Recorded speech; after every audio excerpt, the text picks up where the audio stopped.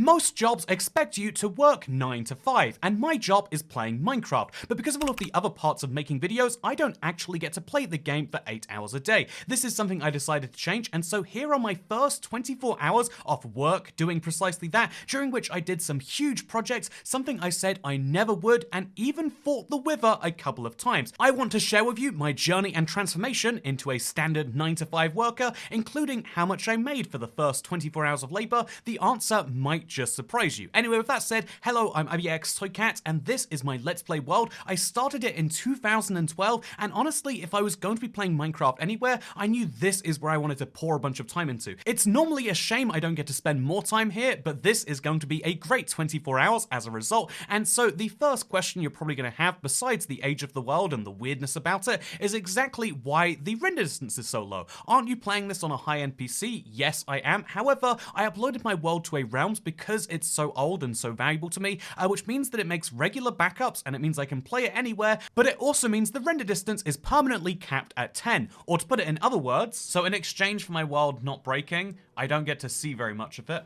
By the way, I actually streamed each of the 8-hour days, partially because I figured people might want to see, but also so I had proof that you can actually look at each of these 24 hours. Many YouTubers will say, I played Minecraft for this amount of time, and how do you know the difference between 10 hours, 20 hours, and 50 hours? Especially if there's some sneaky off-camera progress going on, you can fact check anything you see in this video, but the biggest thing you're going to want to ask is not, was this legit, but what the heck were you up to? I honestly had this big project in mind forever to terraform a mesa biome. They normally look like this. Here is the exact mesa biome from my world, and here's what the mesa biome looks like after the first couple of days. Hopefully gives you a feel of what I'm going for with the entirety of this project. Also, it will give me a lot of terracotta blocks, which sounds wonderful. Anyway, my boss has been really annoying me about the fact that although my favorite thing to do is to play on my 10-year-old survival world and to share all of that experience as I have done with all of you, however, the actual business end is telling people to subscribe to the channel and maybe even seeing more of these videos, liking or sharing, and then potentially becoming channel members themselves, which would make them part of my boss, because then you'd be paying some of the money, which means you'd be the sort of person who can tell me, wow, 32 minutes late to work, that's not very good, Toy Cat, or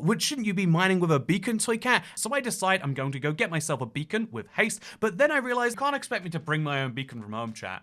That's right, I've picked up the I am a worker attitude of I don't need to do what's not in my job description, and my job description is to play Minecraft and mildly annoy people, which, don't worry, I definitely don't do that ever again. However, I realized so quickly how quick a diamond pickaxe will go down. On day 3, it already is at this level of durability, and on day 4, it's already this bad, so I have to combine 2 of them together, and now I have an efficiency 4 pickaxe. That is exactly what you expect after playing tens of thousands of hours in one world. That is, you know, the sort of pickaxe you end up with. Just trust me when I say that this is the peak that you can absolutely go for. So obviously I do a lot of mining with it, and I make some progress. I even get to have some fun opinions on social media. I have such a, what's the opposite of a love-hate relationship? I have a hate-hate relationship with Discord. YouTube is not the place where you find what you watch anymore. YouTube is the place where we find what you watch. I reckon IBXToyCat viewers, clearly you know how to subscribe to a good channel. I mean, where else do you find someone playing Minecraft for 8 hours in a day, just so they can destroy a mesa biome? I also decide I'm going to color code my shulker boxes, and that doesn't go very well. Oh god, you're right. Oh. Okay, at this point, I've had far too many questions asking me why I'm not using a beacon. People are just saying non-stop, why don't you use a beacon, Toy Cat? It would make your destruction project faster, and so I decide to do precisely that. I go to get myself some glass for a beacon, I get some obsidian, I get some soul sand, some regeneration potions, and then I summon the Wither. And it's, I realize at this point, I don't have a bow and arrow, and because of the way the Wither works on Bedrock, if you don't have a ranged weapon, you're just going to die to that midpoint explosion. It's pretty bad. She summons some Wither skeletons too, and so I decide I'm just gonna leave her over here, go back to the overworld, and pick up a bow and some arrows. However, when I'm in my armory, do you like the shape of it, by the way? But when I was in there, I realized instead of using a bow and arrow, I could use a trident instead. I've never used a loyalty trident, and there's a very good reason for that, but let's go back to the Nether, and let's take down this Wither. It gets a little heated, but ultimately, I get to the midpoint, I get to the final point, and I just about finish off the Wither. Wow, everything's good. good, I now have a beacon, right? Except I realize every time I need a beacon, what I just go and do is I'll kill the wither once to get one brand new beacon, but I end up needing beacons a lot of different times because I'm doing a lot of different silly destruction projects, and so I decide I'm gonna kill the wither a second time. And so this time I realize, fun fact, you can send back the blue wither heads. I've never really done this because I didn't realize there was a difference in how the physics behaved, but long story short, I put the wither to half health, I caused a big explosion, there was a lot of carnage, I went a lot lower in my health, and also ended up making this big hole in the floor where the wither could have destroyed one of my nether builds, and it caused so much carnage. And there's obviously a lesson learned here that I should make wither fight chambers further away from the main nether area, except that's a lie. That's a note from my editor. I have not learned that lesson. I'm going to make this exact same mistake again, and I am proud of that. Speaking of mistakes I'm proud of, I realized at this point that if I'm going to be talking for 24 hours, I might say something offensive, and so I decided to retroactively get ahead of that situation. I'd like to apologize for my past, present, and future behavior.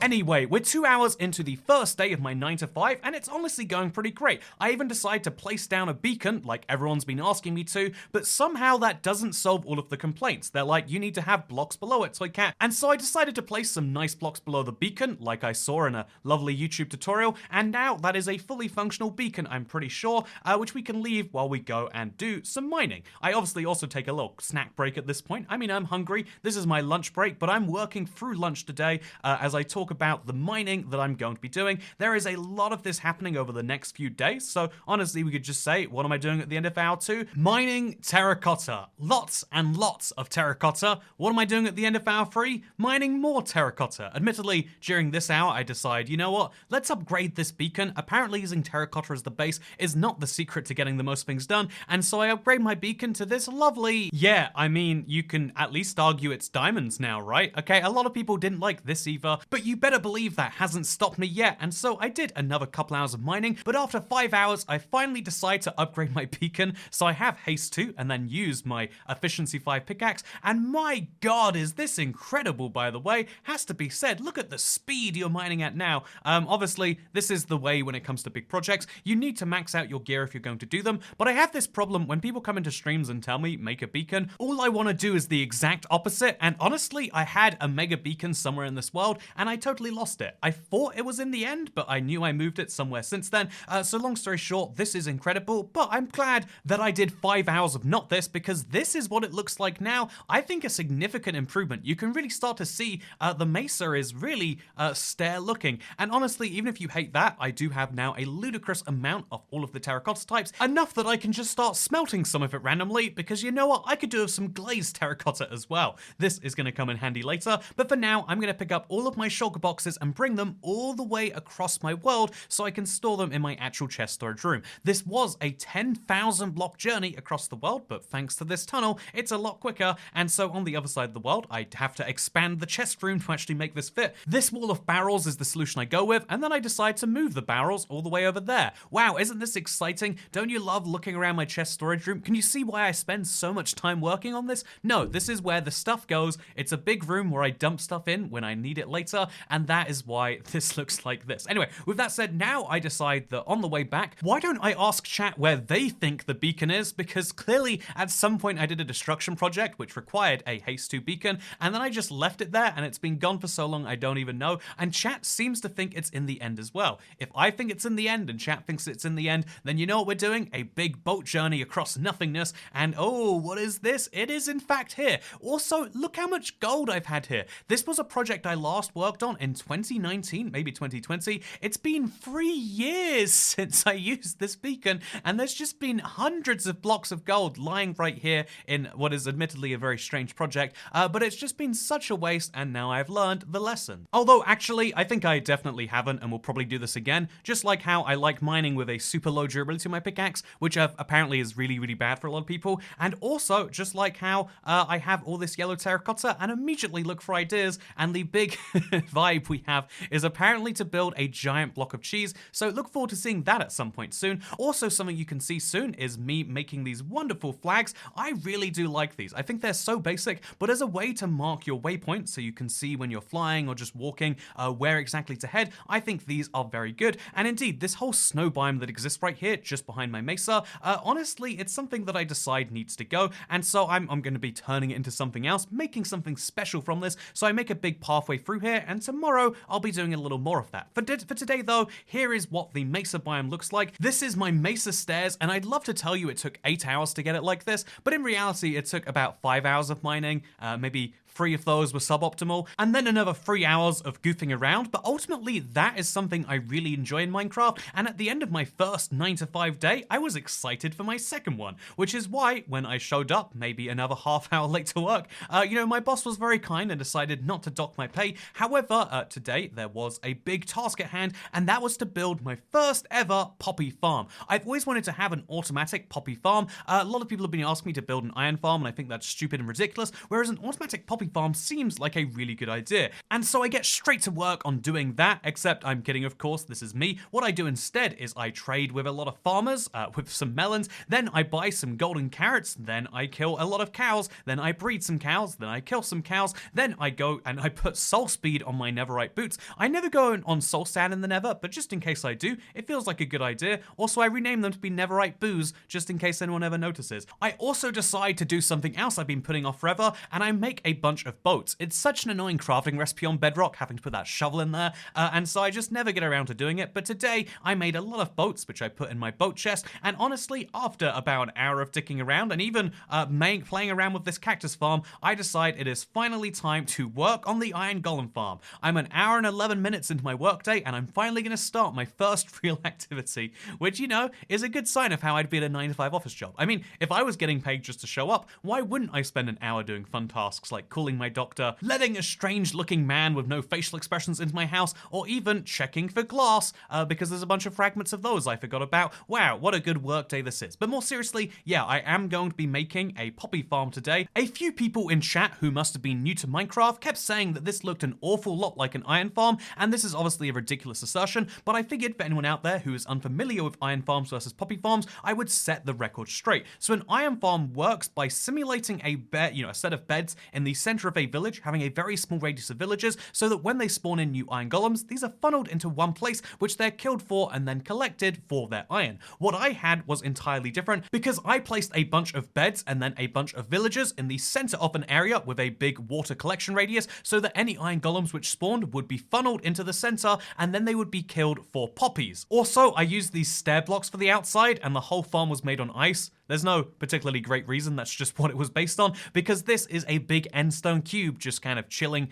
next to a giant cobblestone and netherrack cube, and I just figured this would be the perfect place for it. Again, sometimes things in Minecraft just fit, and this was one such example. Anyway, speaking of such examples, I did only have one golem spawn when the farm was completed a couple of hours later, and then it immediately broke. One of my favorite things to do, I really can't stress enough, one of the best things about complicated farms with weird mechanics in Minecraft is when they don't work and you can't be sure why. I love that people in chat have definitely got the solution. Some people even tipping saying, I definitely know what it is, you've just got to do this. And this was one of my favorite things that definitely didn't take a full hour to resolve and was one of the best hours spent of my life. Yes, I had a really good time, thank you for asking. No, I actually, okay, this is a useful pro tip for anyone else with a broken iron farm. What I just eventually decided was clearly some of the villages were mislinked, and so I just started murdering villagers. When in doubt, start murdering the population. That's my solution to lots of problems. Traffic, the economy, people who don't accept Big Salmon as their lord and savior. The list goes on, honestly, but you can kill people and it will solve most of your problems for you. Life pro tip. Speaking of life pro tips, now that I finished my big project for the day, that means I can start working on the fun little side projects to connect things, which I am really excited for, and so I decide to head all the way across my world again. It's 1,000 blocks in the nether, it's about 10,000 blocks in the overworld, and now I'm on this part of the world. I do something I kind of had the goal for yesterday, but I'm now finally delivering on, which is to build a biome in the snow, but using jungle trees. I just thought jungle trees and snows would be such a fun contrast for each other, and it would make this nothing biome that is just too much snow in one place into something interesting between my nether portal and my destination. I mean, I could relink the portal to make it better in that way, but honestly, if you've ever tried unlinking and relinking portals, it's something I just really recommend you don't do it. It's a painful time, and I'm just gonna fly through the interesting weird jungle instead, okay? That is my plan, and I hope you all agree. Speaking of my plan, it seems as though people liked it so much that I officially was declared Employee of the Month. Congratulations on Employee of the Month. Then I head back home and I do something which I've been putting off for genuinely years. This is what the front of my house looks like, at least this is what it did look like about a couple of weeks ago. It is a big mess. Honestly, creepers have exploded and I've just started placing dirt to make it all work. It is something that is just so messy, and how can I deal with a problem this big? The answer is I put a couple of hours of my workday specifically into doing this thing that I very much hate. There are so many tasks in life that you'll procrastinate on, then procrastinate some more, and then procrastinate even more after that. It's something that's so easy to do, but ultimately it's not always terrible, and so I just decide, let's go on a scorched earth policy, and I destroy my melon farm. I also destroyed this secret room, which I just kept it around even though there's no way to access it, because I used to sleep in this room. It's so important. By the way, in case you're curious about the rooms that my cave house has, allow me to give you a quick tour by Chorus Fruit. Also, chewing the Chorus Fruit will take me outside. Oh, that's fun. Do you want a tour of my house by a Chorus Fruit?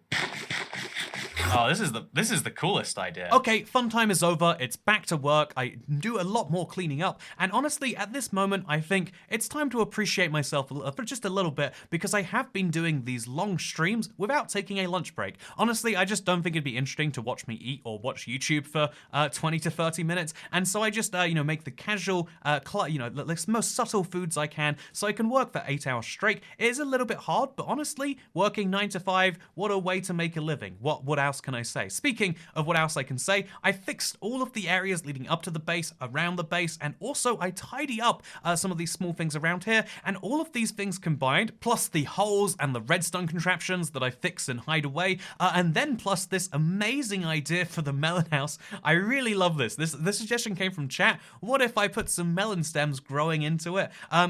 Once we add all of these things together, we get a cumulative effect, which I really like. Here is the shot of it again from before. I mean, it's perfectly fine, but here's what it looks like afterwards. I mean, it's not a grand master plan or anything, but it's just so much nicer.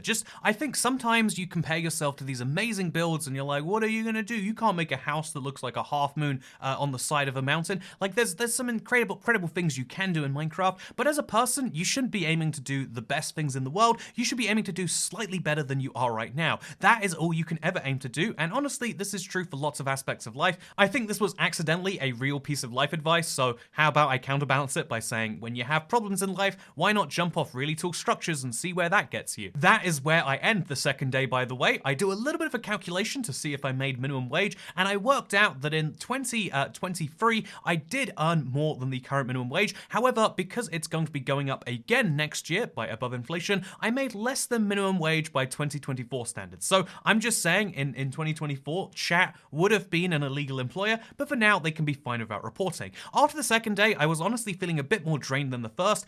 Doing a really fun thing once is great. Doing a fun thing a second time, and it's like, whoa, tomorrow's gonna be gone as well. But I wanted to stay committed to this, so on day 3, I showed up, admittedly close to an hour late because I forgot to shower as I was about to hit live, and I was like, chat's gonna prefer that I look like a decent human being.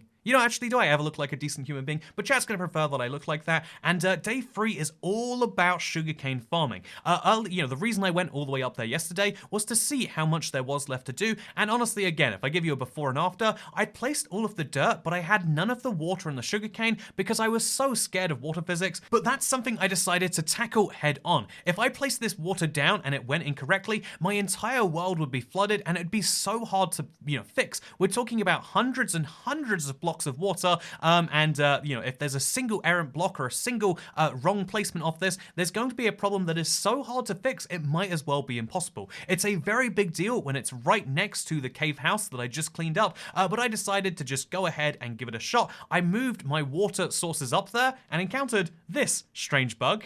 Where I'm not making this up, like, this is my controller. Do you want to see my mouse? I'll point at it and then I'll... Like, you can't scoop water. But after working out a way around it, which seems to be attacking it diagonally, what sense does that make? I don't know. I decided to just go for the plunge and place some water down and see what happened, and it does seem as though it connects perfectly to the water sources down below. So I placed a few more of these and then realized, oh god, this is 320 blocks up in what used to be an extreme hills biome, which is now known as a mountain biome, and so all of my water is freezing up. Even putting glowstone next to it wasn't fixing the problems, but the solution just seemed to be placing lots of water sources, and then even when the source would go, it would still be flowing from all of the other weird ones, because water works in incredibly mysterious ways. Water can exist in places that it logically shouldn't, as long as there used to be water there, and that was good enough for me to say, I'm done with this. It works just great. Let's place all of the sugarcane, which is something I was born to do. I love sugarcane farming. That's why I now have a sugarcane farm that goes from layers 0 to 320, but that is not enough for me. That's only 320 layers of sugarcane, and so you know what I need to do next? I need to go down underground and start placing the sugarcane down there too. I've actually been planning this forever. It's such a big project though, because of the amount of ground that has to be excavated, and then the dirt has to be placed, and then I have to work out the water solution, and then plant all the sugarcane. It's such a silly idea for honestly what is a meme. However, that hasn't stopped me from today going even further into this and digging all the way down to Bedrock just so I could test the water physics. They work just great all the way down here. I now have a 380 blocks tall stack of water at this point. It's very, very ridiculous, I think, to say the least. But now I have sugarcane running all the way from sky height to Bedrock for at least these 3 blocks right here and the 3 blocks on the other side. It's a really, really great thing. However, at this point, I realized that I need to light this whole place. It's really dark when I'm in the water, so I do the logical thing and get a bunch of sugarcane colored glass, dig a 2x2 hole down to Bedrock, and then place the glass as a shield so that I can put lava down there and use the best source of light possible. I think it is a beautiful thing that I have lava running right next to water, and again, we just hope that never causes any problems. I'm sure it won't, at least for now. Speaking of things that don't cause problems, my third day was much less focused than my first 2. I had a lot of fun doing other things here, but I think I learned some valuable things about my own productivity, which is that even after 24 hours of Minecraft, one, I really do like Minecraft and I enjoy playing it, but also I think that if you want to be really effective on something, you need to have clear in mind what exactly you're doing, and you need to know that that thing has some real value. You can tell yourself all you like that it's essential you fix the furnace room in your house, but if you don't really believe it or you don't actually think it's that important, how are you going to motivate yourself to do precisely that? And the answer is you probably won't. And ultimately, what I learned from this is that you really need to stay on task, even if you've got a lot of time on your hands, because you can waste time so easily. Even when, like me, my task was just to play Minecraft, I would have liked to achieve a bit more over these past 24 hours. Sure, I took an entire mountain and made it man-made. Sure, I took an entire biome and changed its identity so that I could get between places easier. And sure, I worked on a couple of farms, which I'd never done before. Even this delightful automatic pumpkin farm that I've wanted to make for a while and finally decided was time to get around to.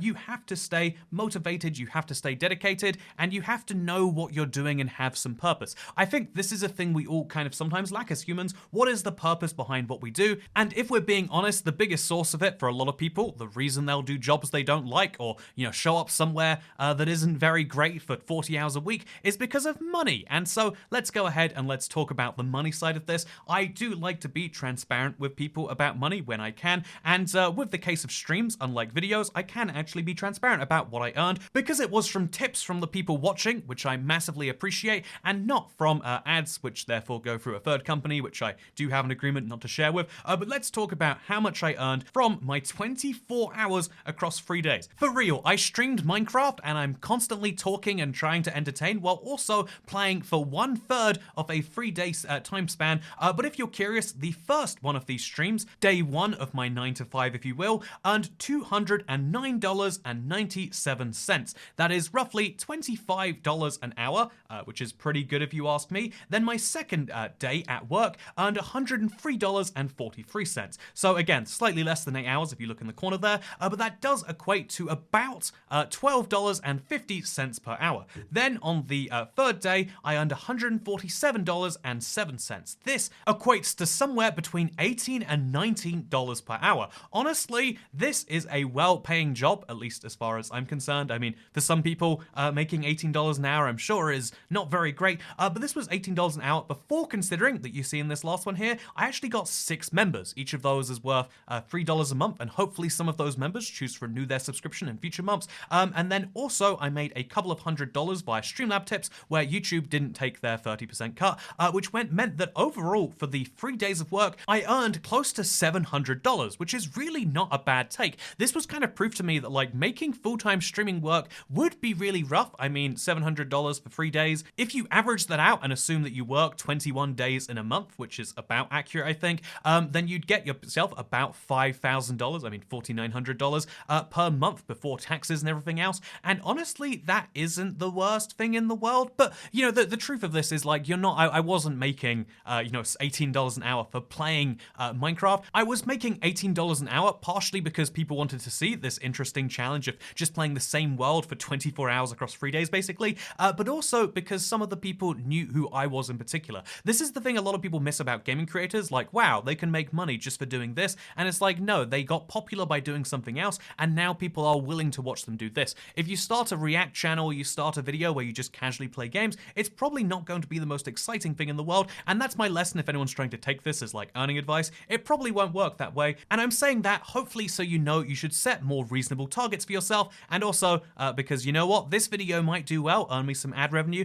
and make this whole thing quite the profitable endeavor, or this video might bomb and this might be the most embarrassing line here. But either way, I hope that you've enjoyed the 26 minutes of this. Thank you for Random7S for putting this together, and thank you for deciding to join me on this journey. You can watch all the 24-hour streams. I've got a playlist link down below. It's called Unlisted Live Streams. That's where you can spot all these sorts of things. And if you just want to have a long-form hangout and play Minecraft, that is the perfect place for it. By the way, if you want to subscribe, you can see more times that I'll attempt streaming 9 to 5 to, make a living. And also, you can see more of these videos, which I hope you did all enjoy. Thank you very much for watching. And if you like this world and you want to see more of it, then I'll be continuing on the progress in next week's Let's Play episode. So see you there. Goodbye.